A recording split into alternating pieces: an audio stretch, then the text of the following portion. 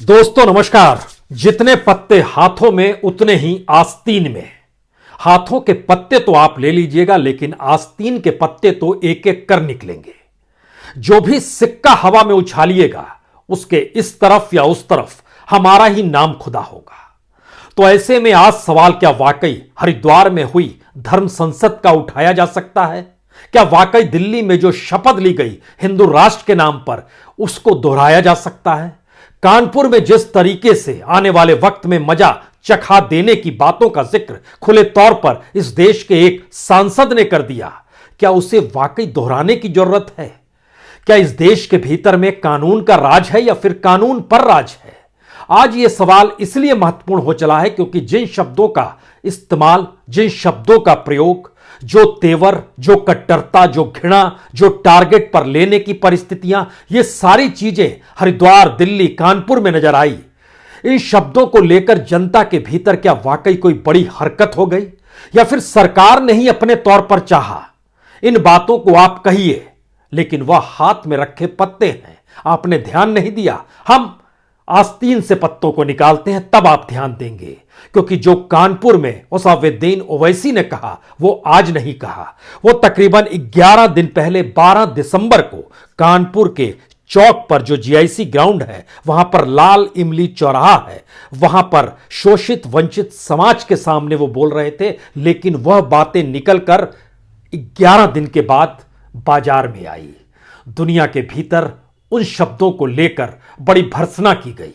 भारत ही नहीं, दुनिया के तमाम देशों पर उसकी प्रतिक्रिया हुई। 17 से 19 तक हरिद्वार में धर्म संसद सजी और उस बीच में जो इन शब्दों का इस्तेमाल किया गया, उन शब्दों को उस दौर में हर किसी ने सुना जो वहां मौजूद था। लेकिन बात तो दुनिया तक पहुंचानी थी और उसके लिए 3 दिन के बाद सोशल मीडिया सक्रिय हो गया।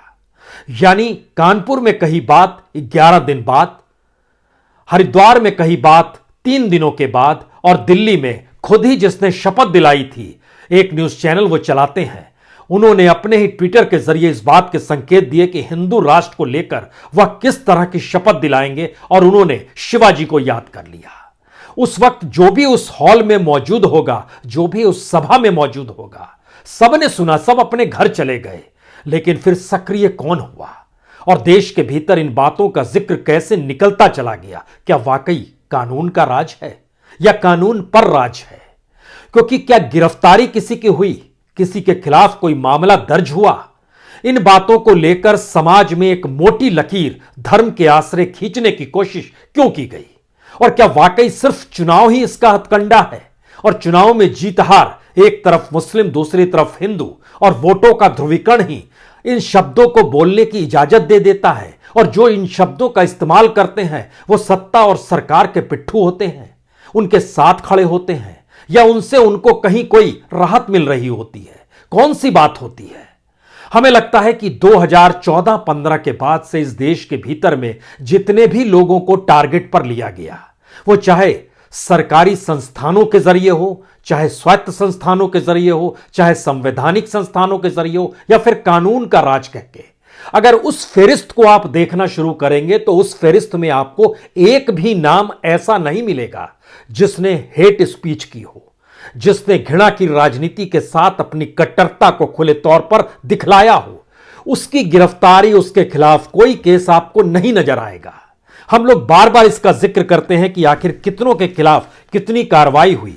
तो सोचिए, इस देश में जो अनलॉफुल एक्टिविटीज प्रिवेंशन एक्ट है, यूएपीए है, उसके मातहत पार्लियामेंट के भीतर में 9 मार्च 2021 को लोकसभा का सवाल था 2486 नंबर।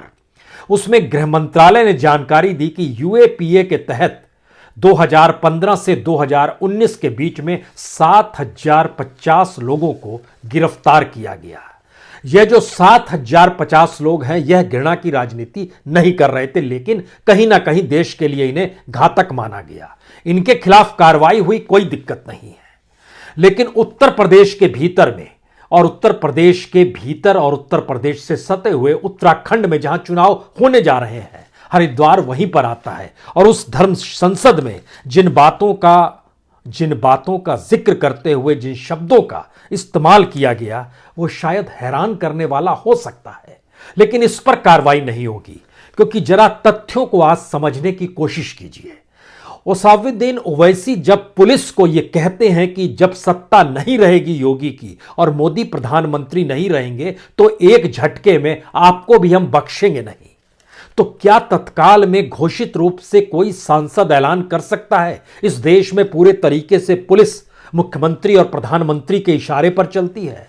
यकीनन कह सकता है। आप कहेंगे बड़ी ट्रांसपेरेंसी है इस दौर में, यह कहने की भी जरूरत क्या है, यह तो नजर आता है, फिर भी कहा गया। लेकिन उसका अगला शब्द जो है, हम आपको छोड़ेंगे नहीं, यह इस बात का घोतक है कि आने वाले वक्त में जो भी सत्ता होगी वह शायद कानून के राज को नहीं मानेगी, कॉन्स्टिट्यूशन को नहीं मानेगी, और मौजूदा वक्त में कॉन्स्टिट्यूशन को तार तार कर एक ट्रांसपेरेंट परिस्थितियों को निर्मित किया गया, जिसके जरिए बतलाया गया कि मुख्यमंत्री की पुलिस होती है, प्रधानमंत्री की सोच के अनुसार कार्रवाई पुलिस करती है, और उसके बाद वह किसी को भी किसी भी तरीके से कानून से हटकर ध्वस्त कर सकती है, यही बताया गया। तो फिर इसके ठीक समानांतर धर्म संसद में भी वही शब्दों का इस्तेमाल। सवाल है, क्या वाकई राजनीतिक लाभ के लिए यह सब होता है, या समाज के भीतर शायद इतनी लकीरें इस काल में खंड में खींची जा रही है जिसमें कोई भी अपने आप को पहचानने के लिए संविधान की कॉपी नहीं देखे, कानून के राज का जिक्र नहीं करे? क्योंकि अब जरा इस सिलसिले को समझिए। जब हम इस बात का जिक्र करते हैं कि कितने लोग टारगेट पे लिए गए इस दौर में, आपको जानकर हैरत होगी, जो सरकारी एजेंसी, स्वायत्त एजेंसी और होम मिनिस्ट्री के तहत जो यूएपीए की कार्रवाई हुई है, उसमें इस देश के तकरीबन 15,000 लोग, जिसमें पॉलिटिशियंस भी हैं, पॉलिटिशियंस की तादाद भी कम नहीं है, उसको भी हमने परखना शुरू किया। कितने पॉलिटिशियन आ गए? कांग्रेस के 75, तृणमूल कांग्रेस के 36, आम आदमी पार्टी के 18, नेशनल कॉन्फ्रेंस के 14, पीडीपी के 12, टीडीपी के 12, डीएमके के 11, एनसीपी के 8, आरजेडी के 8, बीएसपी के 7, बीजेडी के 7, ये पॉलिटिशियंस हैं। यानी कुल मिला के जब पॉलिटिशियंस की परिस्थितियों को हमने देखना शुरू किया तो पता चला 257 पॉलिटिशियन के खिलाफ इस देश में सीबीआई, ईडी और आईटी ने अपने अपने तौर पर कार्रवाई की हुई है। चलिए, उन्होंने गड़बड़ी की है, कार्रवाई की हुई है, लेकिन जो कार्रवाई की गई है उसमें से कोई भी जेल में नहीं है, सब जेल के बाहर है और उन पर सिर्फ केस दर्ज है। मनचाही तारीख को ईडी, सीबीआई और आईटी के अधिकारी उनके दरवाजे पर पहुंचते और उन्हें निशाने पर लेते हुए कहते हैं संभल जाइए। ये संभल जाइए शब्द कौन कहता है? और जब यह कहा जाता है तो उसके बाद इन पॉलिटिशियंस आलोचना सरकार की बंद कर देते हैं, खामोश हो जाते हैं, या तो बीजेपी में शामिल हो जाते हैं, या सरकार के पेरोल पर आ जाते हैं, या फिर विपक्ष की रणनीति की जानकारी सरकार को देने लगते हैं, या फिर सरकार के अनुकूल बयान देने लगते हैं। यह 257 पॉलिटिशियंस की जो लिस्ट है सरकार के पास, उसके दायरे में है। उन पॉलिटिशियन के करीबी रिश्तेदार, पारिवारिक मित्र, उनको फाइनेंस करने वाले, इनकी संख्या 225 है। सीबीआई, ईडी और आईटी के दायरे में आते हैं। 70 ऐसे हैं जो एक्टिविस्ट और लॉयर हैं, जो सरकार की आलोचना करते हैं, विरोध करते हैं, उनके खिलाफ भी कार्रवाई हुई। 20 ऐसे लोग हैं जो कि बॉलीवुड से जुड़े हुए हैं, जो सरकार की आलोचना करते रहे, जिसमें एक दो नाम आपके जहन में तुरंत आ जाएगा, जिसमें आप कहेंगे अच्छा, एक अनुराग कश्यप, तापसी पन्नू, उनके घर भी तो आईटी के लोग पहुंच गए थे और ईडी के लोग पहुंच गए थे, मिला कुछ नहीं। या फिर 29 जर्नलिस्ट और मीडिया हाउसेस जो हैं, जिसमें पिछले दिनों कईयों के यहां छापा भी पड़ा। ये सारी चीजें टारगेट पर लेने की कार्रवाई अपने तौर पर चल रही है। लेकिन जब हम आपसे इस बात का जिक्र करते हैं कि अनलॉफुल एक्टिविटीज प्रिवेंशन एक्ट जो है, उसमें उत्तर प्रदेश के 1397 इतने लोगों को गिरफ्तार किया गया इस कानून के तहत। लेकिन इनमें से कोई भी ऐसा शख्स नहीं है जिसने धर्म संसद की तर्ज पर हेट स्पीच दी हो, या फिर ओवैसी की तर्ज पर कहा हो कि जब सत्ता नहीं रहेगी तो छोड़ेंगे नहीं। वाकई राजनीतिक सोच है क्या? कानून का राज है क्या, या कानून पर राज है? इस लकीर को थोड़ा और बढ़ाइए और जरा समझने की कोशिश कीजिए कि जब हम इन बातों का जिक्र कर रहे हैं तो क्या इस काल के भीतर में जब विपक्ष होता है, क्या वो मानकर चल रहा है कि इस देश के भीतर में लोकतंत्र काम कर रहा है, कानून काम कर रहा है, संसद काम कर रही है, कॉन्स्टिट्यूशन के हिसाब से चीजें वाकई चल रही है? ये सारे सवाल हैं। इसीलिए आप ध्यान दीजिएगा तो विपक्ष की राजनीति भी अभी तक जनता से जुड़ नहीं पाई है। मसलन बीते दिनों संसद चल रही थी, संसद से 12 सांसदों को हटा दिया गया। सांसद अपनी सांसदों की लड़ाई में ही मशगूल हो गए। उस पार्लियामेंट की मौजूदगी का एहसास लोकतंत्र के तहत या लोगों के साथ जुड़कर आपको कहीं नजर नहीं आया होगा। तो दो खाने में चीजों को बांट दीजिए। आज पहला खाना यह है कि जो हमारी विपक्ष की राजनीति है वो अभी भी उसी पारंपरिक राजनीति को जीती है जिसमें उसे महसूस होता है कि अगर चैनलों की बहस में नहीं जाएंगे तो हमारे हिस्से की जगह कोई और ले लेगा। ये वो नहीं जानते हैं कि चैनल अब चौथा स्तंभ नहीं रहे, वो सरकार के हो गए हैं, सत्ता के करीब के हो गए हैं। तो उन्हीं की बोली बोलेंगे, आप उन्हीं के मंच पर जाकर उन्हीं को डपटते हुए नजर आए कि आप तो सरकार की बोली बोल रहे हैं। तो ये कोई लोकतंत्र नहीं है। ये लोकतंत्र ना होने की परिस्थिति में आपका वहां जाना ही लोकतांत्रिक परिस्थितियों को जन्म देने की उम्मीद जगा देता है। लेकिन यह लोकतंत्र तो नहीं है। या फिर पार्लियामेंट के भीतर भी जब आप जाते हैं और बायकॉट करते हैं, वहां पर तमाम बिल सिर्फ हाथ उठा के या शोर शराबे में पास हो जाते हैं, तो पार्लियामेंट्रीज पार्लियामेंट में क्या करने जाते हैं? वो किस बात की लड़ाई लड़ रहे हैं? क्या जनता ने उन्हें चुन लिया है, इसकी लड़ाई लड़ रहे हैं? तो ऐसे में तो जनता से जुड़े हुए सवालों का जिक्र पार्लियामेंट तक में नहीं होता है। तीसरी स्थिति में आइए, जो कट्टरता का विरोध इस दौर में नहीं करेंगे तो उन्हें यह लगता है कि शायद कट्टरता के विरोध के बाद कानून अपना काम करना शुरू कर देगा। अगर कानून अपना काम करना शुरू कर देता तो हरिद्वार की धर्म संसद में मौजूद जो संत समाज था उसको लेके क्या वाकई कोई कार्रवाई हो सकती है? आज जानकारी मिली, संत समाज बड़े गुस्से में है। ये कार्रवाई आप कैसे करेंगे? और इसको लेकर सरकार के होश फाकता है कि वाकई संत समाज अगर गुस्से में आ गया तो उसकी तो सत्ता गई। यानी सत्ता की नब्ज धीरे धीरे गवर्नेंस और कॉन्स्टिट्यूशन से हटकर उस समाज की दिशा में जा रही है जहां पर घृणा के शब्द बोले जाएं, जहां पर तलवार को मयान से निकलकर हिंदू राष्ट्र का उद्घोष हो, बने नहीं सिर्फ उद्घोष हो। यानी ऐसी परिस्थितियां जो लगातार भयभीत समाज को करती रहे, डराती रहे और हर कोई कहे कि हम सरकार के साथ खड़े हैं, अन्यथा ये नहीं रहेगी तो फिर मुश्किल आ जाएगी, जिंदगी जीने की बड़ी मुसीबत आ जाएगी।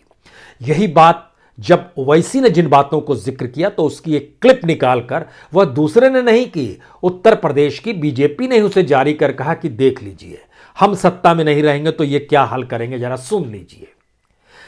टेक्नोलॉजी, सोशल मीडिया इस दौर में शायद सबसे बड़े हथियार हो सकते हैं, लेकिन समाज अपने तौर पर अपनी बौद्धिकता के स्तर पर अगर उसके सक्षम है तो उससे बड़ा हथियार कोई नहीं होता। और समाज के भीतर की संयम परिस्थितियां ही सारी चीजों को दफन कर देती है। लेकिन हम तो रिएक्शन देंगे, हम रिएक्शनरी हैं, क्योंकि तभी तो डेमोक्रेसी है, विपक्ष की राजनीति यहां आती है। हिंदू राष्ट्र का विरोध नहीं करेंगे तो मुश्किल हो जाएगी।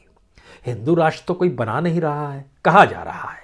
मुस्लिमों के हालात पर सवाल नहीं उठाएंगे तो मुश्किल हो जाएगी। मुस्लिमों के हालात किस वक्त बेहतर हुए? आजादी के बाद की परिस्थितियों से परखना शुरू कर दीजिए। मुस्लिमों का नाम लेकर इस देश में सियासत बाखूबी ठीक उसी तरीके से हुई जैसे आज हिंदुओं को लेकर हो रही है। सियासत अपनी जगह है और सियासत के जरिए ही समाधान मान लेना या उस समाधान की दिशा के साथ साथ यह सोच लेना कि शायद इससे आने वाले वक्त में एक बेहतर देश बन जाएगा, यह एक परिकल्पना है। क्योंकि 47 से लेकर 2021 तक के भीतर जब आप लकीर खींचना शुरू करेंगे तो 4 लकीरें खींचिए।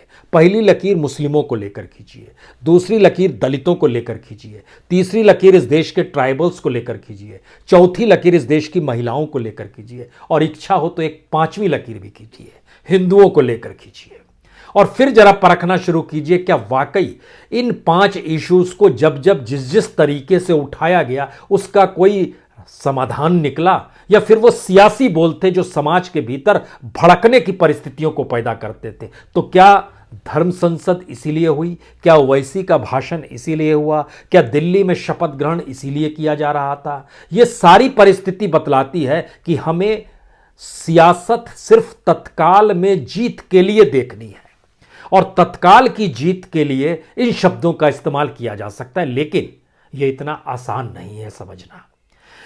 सवाल है कि अटल बिहारी वाजपेयी भी तो प्रचारक थे और आज उनकी जयंती भी है, लेकिन अटल बिहारी वाजपेयी का नाम लेकर इस तरीके से क्यों नहीं चीजें साधी गई? या फिर उससे पहले की परिस्थिति में चले जाइएगा तो बार बार आरोप पीवी नरसिम्हा राव पे लगते रहे, बाबरी मस्जिद को लेकर उनकी खामोशी पर लगते रहे, लेकिन उस दौर में भी यह चीजें क्यों नहीं उभर कर आई? सवाल है मौजूदा वक्त में ही क्यों उभर कर आई? हमें लगता है कि आज इसको जब आप परखेंगे तो एक बात और समझिए, प्रधानमंत्री नरेंद्र मोदी जब प्रधानमंत्री नहीं बने थे और वह गुजरात के मुख्यमंत्री थे, उस वक्त याद कीजिए सरसंघ चालक हुआ करते थे सुदर्शन जी। और सुदर्शन जी ने एक इंटरव्यू में कहा था कि दिल्ली के भीतर बैठी हुई चौकड़ी ने बंटा धार कर दिया है। उस चौकड़ी में अटल बिहारी वाजपेयी का नाम था, लाल कृष्ण आडवाणी का नाम था, मुरली मनोहर जोशी का नाम था। उस दौर में उस चौकड़ी में जसवंत सिंह का नाम था। उस दौर में अरुण जेटली जी अब जो नहीं, और सुषमा स्वराज, उनके झगड़े हर कोई जानता था और किस तरीके से जानता था। आरएसएस इस बात को लेकर लगातार आगे बढ़ रही थी कि हमें एक नया चेहरा चाहिए, युवा चेहरा चाहिए। वहां से धीरे धीरे धीरे धीरे चीजें डेवलप होते होते 2013 में वो नरेंद्र मोदी के हिस्से में चली गई। लेकिन नरेंद्र मोदी के हिस्से में आने के बाद से भारत की राजनीति बदल गई, इसको विपक्ष नहीं समझ पाया। भारत के भीतर का समाज बदल गया, इसको हमारे यहाँ के समुदायों को समझाने की स्थिति में पॉलिटिक्स नहीं आ पाई। हमारे देश के भीतर में कानून का राज कानून पर राज में तब्दील हो गया, इसको समझ पाने की स्थिति में कोई नहीं आया। क्योंकि अगर ध्यान दीजिएगा तो इस वक्त कैबिनेट में 75 मंत्री हैं, लेकिन यह 75 मंत्री क्या काम कर रहे हैं आप नहीं जानते हैं। लेकिन आप यह जरूर जानते होंगे कि प्राइम मिनिस्टर एक इशारा कर दें तो इसमें से कोई भी मंत्री हो, नंबर 2 का हो या नंबर 20 का हो या नंबर 75 का हो, उसकी कुर्सी चली जाएगी। यानी सारे मंत्री प्रधानमंत्री पर निर्भर। सांसदों में किसको टिकट मिलेगा नहीं मिलेगा, इसका जिक्र बड़ी हौली जवान में वरुण गांधी ने अपने तौर पर कर दिया कि उत्तर प्रदेश के इसलिए खामोश हैं वहां के विधायक इस दौर में, क्योंकि उन्हें लगता है उनका टिकट कट जाएगा, कुछ भी बोलेंगे तो। वह अपने तौर पर बोल रहे हैं, इस बात का भी जिक्र कर रहे हैं कि मेरी मां मेनका गांधी तो निर्दलीय पहले जीत कर आई थी। यानी उनको भरोसा है कि एक सांसद की लोकप्रियता शायद जनता के हिसाब से इस रूप में तय हो सकती है जहां वो चुनाव जीत सकते हैं। लेकिन तमाम सांसदों को लगता है कि अगर पार्टी साथ में नहीं रहेगी तो फिर जीतना मुश्किल हो जाएगा, तो वह निर्भर हो जाते हैं। तो मंत्री निर्भर, सांसद निर्भर, विधायक निर्भर और पार्टी भी निर्भर हो गई इस दौर में, और आरएसएस भी निर्भर हो गई इस दौर में प्राइम मिनिस्टर मोदी के इर्द गिर्द। अब सवाल है कि वह कौन सी राजनीति है इस कालखंड में जिसमें प्रधानमंत्री हमेशा हर विषय पर बोलते हैं, लेकिन हेट स्पीच को लेकर वह विरोध करते हुए क्यों नजर नहीं आए। आखिर क्यों उन्होंने टारगेट की परिस्थितियां इस देश में, जो एक टारगेट दिया जाता है, चाहे वो आईटी के अधिकारी हो, चाहे सीबीआई के अधिकारी हो, चाहे ईडी के अधिकारी हो, जिसका जिक्र विपक्ष बार बार कर रहा है, उसको लेकर वह खुले तौर पर क्यों नहीं बोल पाते हैं। या फिर इस दौर में जो कानून के राज के तहत यूएपीए को जो लाया गया, कहा गया कि अनलॉफुल एक्टिविटीज और प्रिवेंशन एक्ट के तहत इनको भीतर ढाला जा रहा है, तो उसमें जितनों की गिरफ्तारी हुई, उसमें जो जेल में रह गए और जिनके खिलाफ प्रूफ हो गया, उनकी संख्या उंगलियों पे गिने जाने वाली परिस्थितियों के साथ केवल 8 से 9 लोग कहीं मामले में प्रूफ हो पाए। बाकी यानी 7,000 लोग आपने यूं ही गिरफ्तार इस दौर में कर लिए, कोई बोलने वाला नहीं है। इन सारी परिस्थितियों के भीतर एक बार फिर लौटिए, क्या वाकई चुनाव जीतने के लिए इस देश के भीतर वोटरों को बांटना और बांटने के लिए जिन शब्दों का इस्तेमाल और जो घृणा को बताना वो सबसे महत्वपूर्ण है क्या? और अगर वो महत्वपूर्ण है तो क्या वो इस देश में पॉलिटिकल पार्टीज और खास तौर से इस कालखंड में जो 2014 के बाद से भारत में शुरू हुआ, ये क्या मौजूदा वक्त में कानून वाले शब्द हो गए हैं? क्योंकि संत समाज नाराज हो जाएगा, वैसी को माना गया कि उसने बीजेपी के कहने पर ये बातें कही। सब चीज ट्रांसपेरेंसी, ऐसा नहीं है कि कुछ चीजें छुपी हुई है, सब कुछ क्लियर कट हर किसी को नजर आ रहा है। लेकिन हर कोई इस बात को लेकर परेशान है कि इसमें इस देश की जो सांस्कृतिक महत्ता थी और जो इंटेलेक्चुअलिज्म था, जो उसकी बौद्धिक क्षमता भारत की थी, वह गायब कहां हो गया? वह गायब क्यों कर दिया गया? उसकी जरूरत महसूस क्यों नहीं होती है? इस देश के साहित्यकारों ने इस दौर में अपनी लेखनी उस दिशा में क्यों नहीं ले गए? क्या उन्हें भय था कि उन पर यूएपीए लग जाएगा? क्या उन्हें भय था कि ईडी उनके दरवाजे पर आ जाएगी? इस देश के संपादकों ने अपने कलम को क्यों रख दिया? इस देश के न्यूज चैनल को चलाने वाले जो भी हाउसेस थे, वो सिर्फ प्रॉफिट की दिशा में क्यों बढ़ गए? इस देश के भीतर में जो पूरा हमारा कानूनी समाज है, जो अदालतें हैं, जो जजेस की मौजूदगी है, उसको लेकर भी जनता के भीतर ये कैसे सवाल पनप जाते हैं। और एक झटके में इलाहाबाद हाई कोर्ट के एक जज की आवाज आती है कि देखिए फैल जाएगी, तीसरी लहर आ जाएगी अगर आपने इलेक्शन नहीं रोका तो। ठीक है, आप कहेंगे उनकी संवेदनशीलता है, आप कहेंगे कि उनकी जागरूकता है। सवाल है कि इस देश में जागरूकता और संवेदनशीलता तब सरकार की सिर्फ सत्ता को पाने और सत्ता को बनाने के लिए है क्या? आखिर में 3 सवाल शायद इस देश के लिए सबसे महत्वपूर्ण है। 2014-15 के बाद से इस देश में जितने लोगों को टारगेट पे लिया गया अलग अलग संस्थानों के जरिए, उनकी संख्या तकरीबन 15,000 है। इतनी बड़ी तादाद में इससे पहले कभी नहीं लिया गया था। अगर आप मनमोहन सिंह के काल में आ जाते हैं तो उनका रेशियो भी निकाला गया, और हमारी टीम ने जब निकाला तो उन्होंने जानकारी दी कि अगर ये 15,000 है तो 10 साल के भीतर में जिन्हें टारगेट पे लिया गया उनकी संख्या मनमोहन सिंह के काल में लगभग 2100 रही। 15,000 और 2100। अटल बिहारी वाजपेयी के काल में वो सिर्फ 1700 रही। उसमें से कुछ को जेन्युइन मान लिए, या ये मानिए कि उस दौर में कानून का राज नहीं था, अभी ही कानून का राज है, अभी इस देश के ही इंस्टीट्यूशन सक्रिय हुए हैं, निशाने पर लेते हैं। तो 3 सवाल जो सबसे महत्वपूर्ण है, धर्म की काट या धर्म के जरिए वोटर की काट, या धर्म के आश्रय लोगों को बांटने की प्रक्रिया का सामना या उसको काउंटर करने की स्थिति में इस देश की विपक्ष की राजनीति फेल हो गई है। जनता को ही खड़े होकर समझाना होगा कि दरअसल ये हिंदू की जो तलवार मयान से निकली हुई है उसको वापस मयान में डालने की सोच आप में कैसे आएगी, ये जनता का ही दबाव होगा। जो नजर भी आया, धर्म संसद 17 से 19 तक हुई और हरिद्वार से एक भी चीज बाहर निकल कर नहीं आई, लेकिन एक झटके में 23 तारीख को सब जगह छा गई और तमाम पॉलिटिकल पार्टीज उसका उपयोग करने लगी। यानी जनता ने नहीं समझा क्या? उस दौर में समझा, बाद में उसे लगा पॉलिटिकलाइज चीजों को कर दोगे तो फैल जाएगा। यानी पॉलिटिकल धार इस देश में सोशल मीडिया और मीडिया को हथियार बनाकर भारतीय समाज के भीतर तलवार चलाने की परिस्थिति में आ गई है।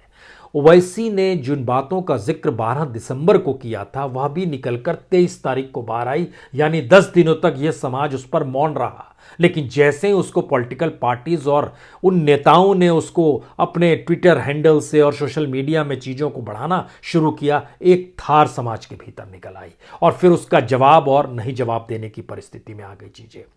ठीक इसी तरीके से जो टारगेट पर लिए गए इससे पहले जो 15,000 लोगों का, उसमें कोई हेट स्पीच वाला नहीं था, कोई भी तरीके से इस देश के भीतर में ऐसा नहीं था जो कट्टरता को खुले तौर पर कानून अपने हाथ में लेने की परिस्थितियों को पैदा कर रहा। तो जो 3 बातों का हम जिक्र कर रहे हैं उसमें एक बात समझना पॉलिटिकल पार्टी से हंसकर इस देश के लोगों को ही होगा। समझना हिंदू हो या मुस्लिम हो, समझना बहुत साफ तौर पर होगा। कोई किसी भी तरफ से बोले लेकिन निशाने पर वही शख्स आएगा जो सबसे गरीब और मुफलिस है इस समाज के भीतर में। इस दौर में जिन्हें टारगेट पे लिया जाता है उन टारगेट वाले लोगों की फहरिस्त में आने वाले वक्त में किसका किसका नाम आएगा, इसको लेकर हमारे यहाँ का जो बौद्धिक तबका है और जो ताकतवर तबका है वह भी घबराए हुए है। उसको भी यह समझना होगा कि देश की परिस्थितियां जब डराने वाली हो, भयभीत करने वाली हो, आपको आतंकित करने वाली हो, कानून की परिस्थितियां आपके अनुकूल ना हो, तो फिर सवाल जेल के भीतर और बाहर का नहीं होता है। देश ही उस जेल के अनुकूल तब्दील होने लगता है जहां पर आपकी अभिव्यक्ति में भी वही शब्द निकल कर आएंगे जो लोगों को डराते हो। अन्यथा लोग मानेंगे ही नहीं कुछ बोला जा रहा है। तो हम एक ऐसी परिस्थिति की सियासी धार पर लगातार चल रहे हैं जिसमें समाज या तो उधर दिखाई दे या इधर दिखाई दे, और दोनों तरफ दिखाई देने की परिस्थिति में लाभ उसी राजनीति को हो जाए। तो आस्तीन में जितने पत्ते थे और हाथ में जितने पत्ते थे और सिक्के के इस तरफ और उस तरफ जो भी लिखा गया था, कार्रवाई किसी पर नहीं होगी। शोर तब तक होगा जब तक उसका सियासी लाभ ना मिल जाए। यही सबसे बड़ा संकट है। कार्रवाई किसी के खिलाफ नहीं होगी, एफआईआर सबके खिलाफ दर्ज होगी। वो पॉलिटिशियन हो, वो कॉरपोरेट हो, वो इंडस्ट्रियलिस्ट हो, वो इस देश में बैंक से कर्ज लेकर भाग गया हो, इस देश के भीतर में कोई भी हो, सबकी फहरिस्त लगातार दर्ज की जाएगी, लेकिन कार्रवाई किसी के खिलाफ नहीं होगी, क्योंकि डर और भय से ही उन्हें खामोश किया जा सकता है और उसको लाभ लिया जा सकता है। यह भारत के भीतर की एक नई सियासी राजनीति है। इसको समझ लीजिए तो ठीक है। बहुत बहुत शुक्रिया, बहुत बहुत शुक्रिया।